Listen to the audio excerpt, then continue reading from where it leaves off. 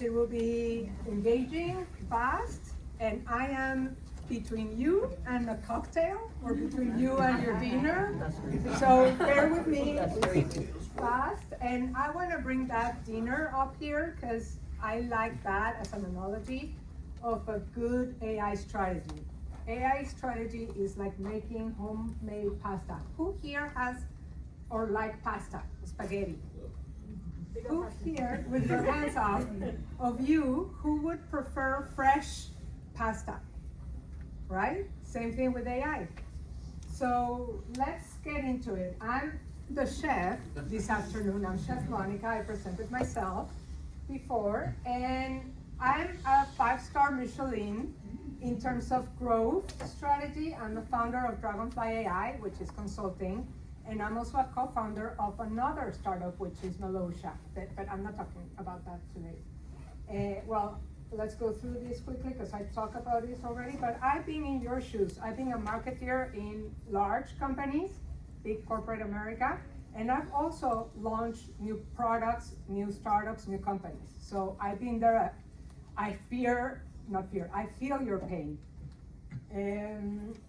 My entrepreneurial evolution started in 2021, where I actually went to Italy and I learned, and this is not the analogy, this is a true story. I went to Italy and I learned how to make fresh pasta. I totally recommend that. And I learned it from a Michelin star, indeed. So that's how I'm bringing my AI strategy here today, because it is totally like that. And in 2021, same year, I started launching my consulting business after more than 25 years of experience in businesses and marketing. But are you ready to make some fresh pasta? Because I'm gonna walk you through it. And I'm gonna give you a recipe for that memorable AI marketing that does not taste like box pasta. I think there's the problem, and I call it the box pasta problem, is that, let's be honest, like AI now feels like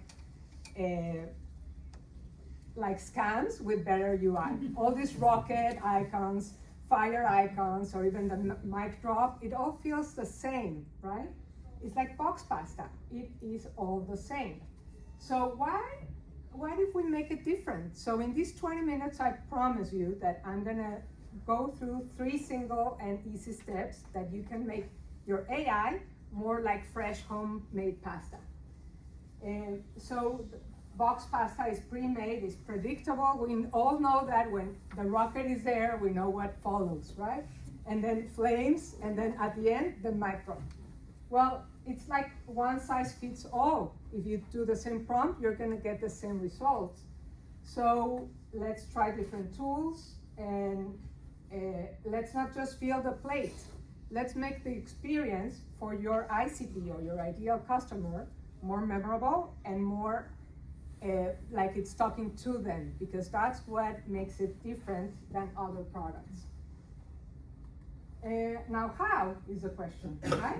How do we do that? Well, let's just, and maybe you all know this, but I don't want to make it like too obvious.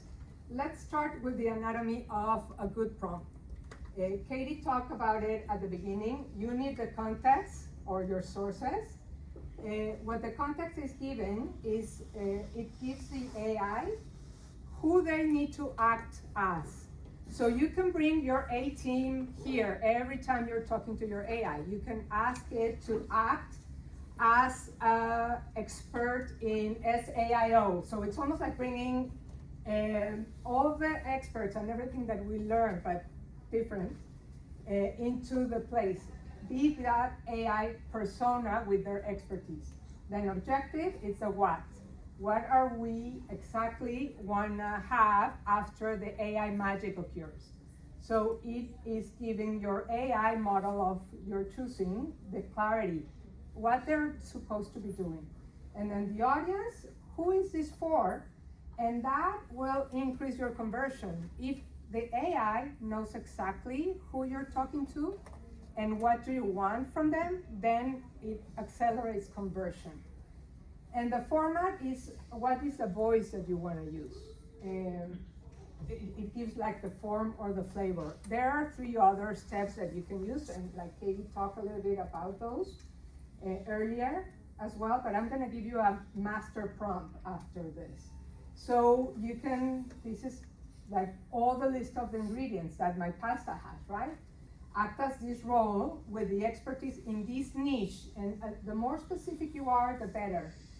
And this is what I need, again, very specific objectives. For the audience, your ICP, and the format, how you want to massage it, and if you give them more references and voice, as a brand voice, you're gonna have a much better output. The additional things that I mentioned before, it's like the constraints. Just stay focused in these areas and don't do this. There was a question like, how do we avoid hallucinations? I all the time ask my models like, do not hallucinate. What are the questions that you need no, I openly say that. What are the questions that you need from me so that I can answer you and you do your work better? Because otherwise, ChatGPT, which is also my preferred model, I get so frustrated sometimes because not only it hallucinates, it's starting to like lie about things. Like, oh, I'm gonna deliver you a PDF, a convertible this, and not, but it's gonna come in a few hours. Who has done that and seen that? And then that 24-hour slave expert, it like serves for nothing, right? But then if I'm asking the AI not to hallucinate, it seems to be working better. So that's the first step, list your ingredients, right? But most importantly, know what do you actually want. What is not only the pasta, but the whole dish that you're preparing. So the step 2 is this secret recipe, and I call it the 4 M's framework, which means message, and think of message, again in my cute analogy, as a flower. It's a core narrative, and it's the base. It's the base of everything you're preparing with AI. Then the second M is market, your eggs, and that is your niche plus your psychographics. Like if you just stay on the demographics, then you're not gonna be talking to that persona specific that you wanna talk. Then the third M is model, which is like the kneading of the pasta, and that is all your brand blueprint.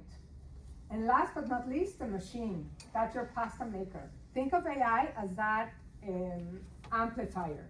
So the strategy that you build, you can really amplify it and make it way better with AI. But to get to the home pasta, you need the right mix and the right process. And how are we gonna do that again? So let's break down these 4 N's. So before we start about like the narrative, we need to define the positioning. So the positioning comes first, and that's gonna give us the why, which is very important, and I have worked with many companies that are purpose-led, and when the authentic purpose of a company or a product is there, people feel more engaged with that, because then I know why are you here and why are you serving these ICPs.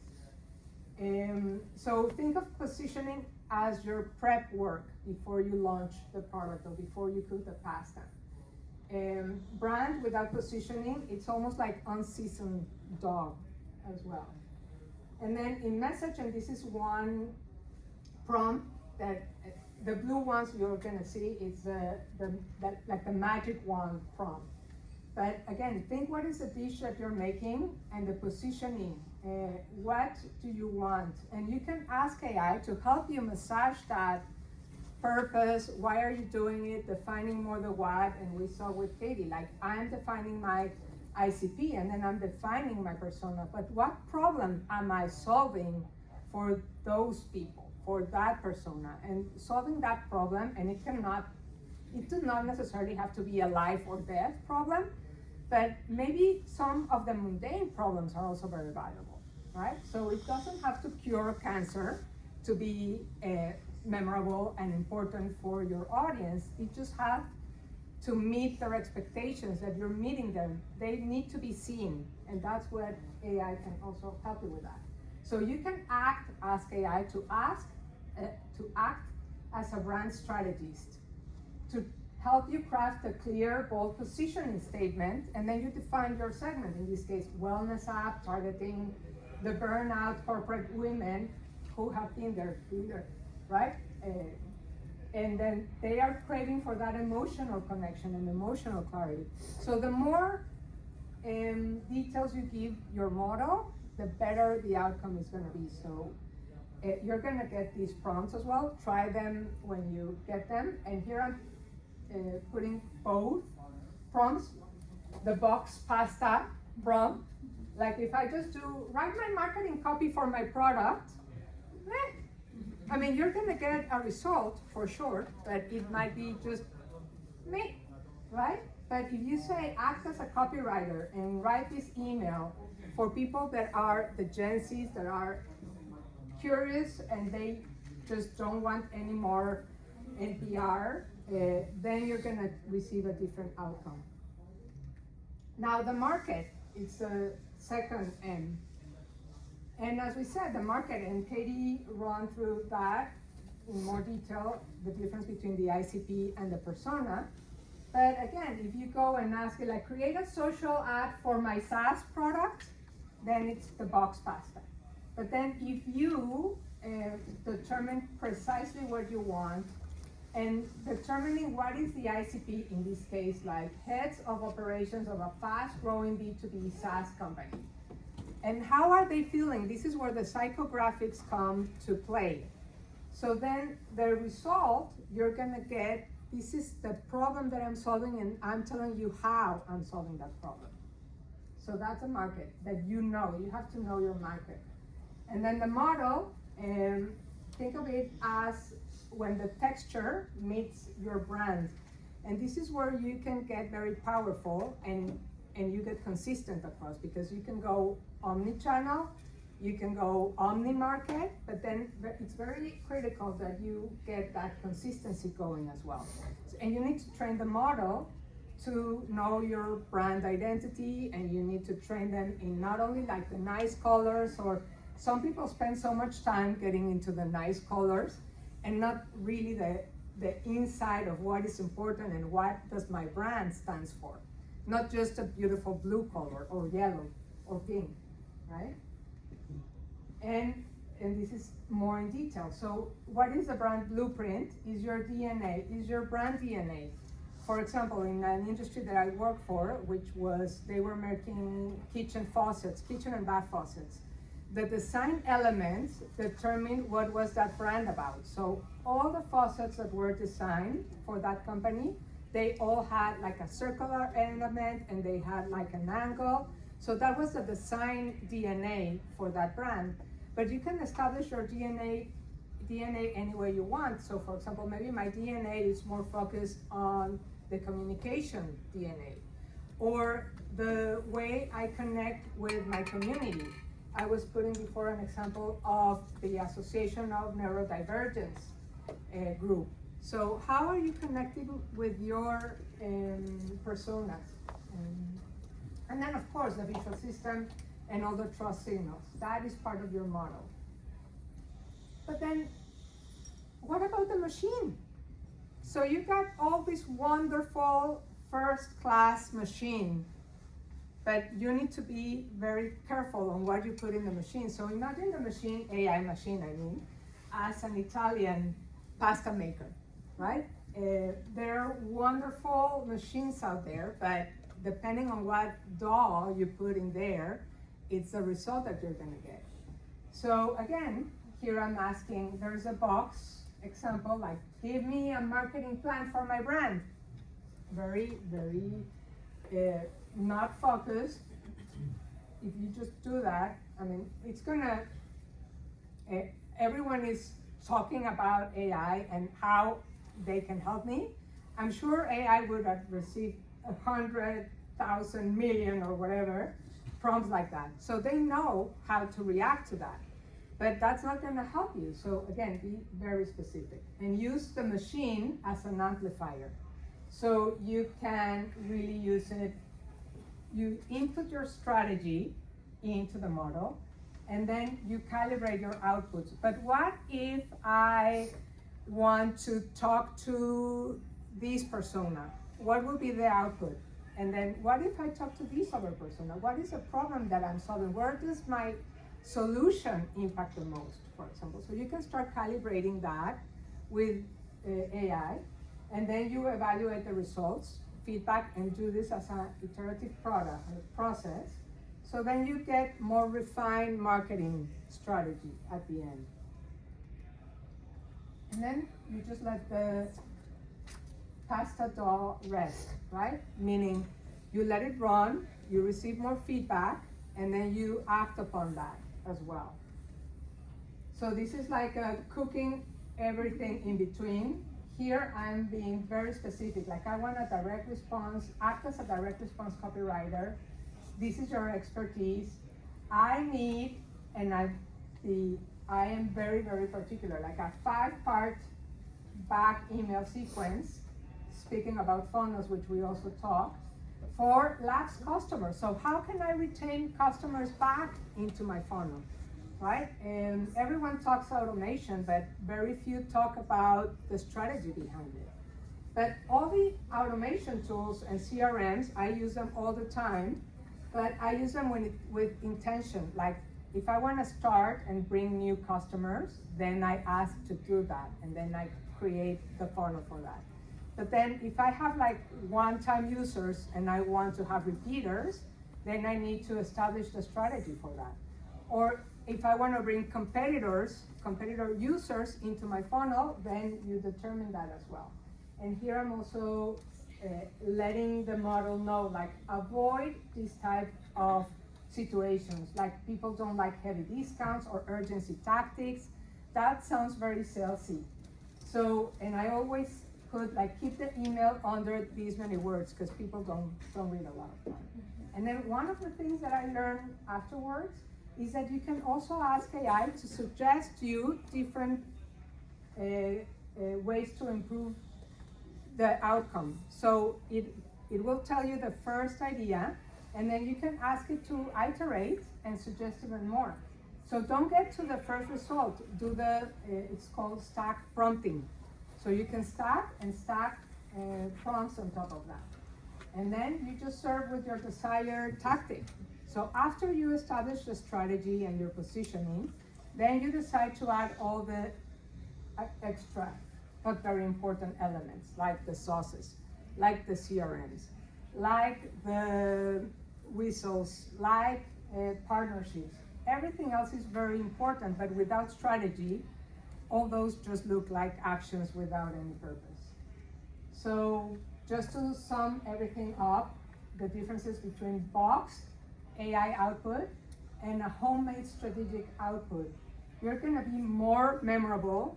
Your audience, you're gonna build more trust with your audience or your consumer or your B2B customer. And the output, instead of being information, the output will be connection. And that's what we want. We want relationships. You wanna build a relationship with your ICP. And I think that is, I wanna offer you, yeah, let's do that, and I'll tell you what I offer you. So I'm open to connecting in LinkedIn as well, but the big QR code there, that I think if we cannot get rid of the OK, you will not be able to scan it, but I have another scanning QR code here in person. And It worked with the open. It worked with the Oh, it worked? Oh, perfect, thank you.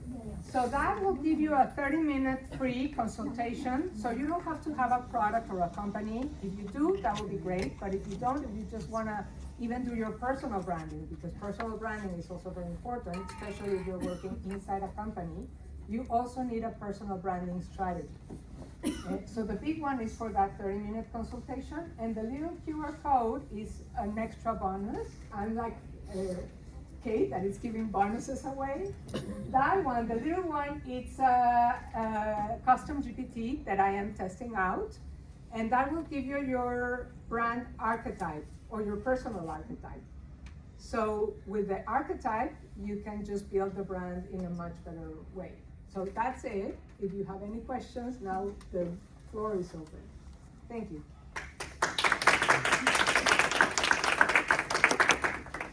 You can ask me about pasta as well. Yes. Do you find that adding imagery to your prompt helps or reduces? It depends. For example, for brand definition, I always add like my brand identity image there, and then it creates a much cohesive output. If the output is graphic, if it's not graphic, it doesn't matter because it's language. At the end, these are language models, so the best thing that you can input there is it's language. Yes. How effective do you find it for market research, especially if the data is not necessarily only online, maybe offline? So. Well, for offline, that is one of the challenges. Like, luckily, most of our lives are now online. And depending on the model, it was mentioned Perplexity. I like Perplexity more for research. And it will never substitute you talking directly with your customer, that's for sure. But it's a good starting point. And there are other research, if we connect, I can share you other more particular research-based custom GPTs as well. Sure, yes. And so, do you believe that more information or less information is better for AI? Because I've attached like, for example, like a 45-page business plan for the PDF for the AI to look at, and then some people I've talked to are like, yeah, you shouldn't do that because they'll get confused. Do you think like more and more detailed information is better, or do you think you just like give it only what it needs? That's a very good question. If you provide the right information, it doesn't matter how lengthy or short it is. Like, think of it in the context again. Like, if you want the output, it's like a person. What does that magic or the model or this person need for it to answer your particular question? Does it really need the 45-page, or can you, and you can also use it to iterate. So for example, you can ask AI to analyze it and then pick those points that would be important for the final output. So as I said, do this stack prompting and use the AI as your tool as well to start. Anything else? From the Zoom, instead of or supplementing descriptions, what's the best way to use templates for formats and outputs and example documents for the machine to understand what good formats/outputs look like? Okay, so let me see if I understood the question correctly. So if I want a particular format as an output, then the more detailed information I can put in, it will be more, it will be clearer for the model to execute. Now, if you already have a format that you like what do you want AI to do after that, right? So if you're putting the format exactly in terms of not description, like the visual format, if you already have it and then you just want to make it prettier or make it more accessible for your community, then it makes sense.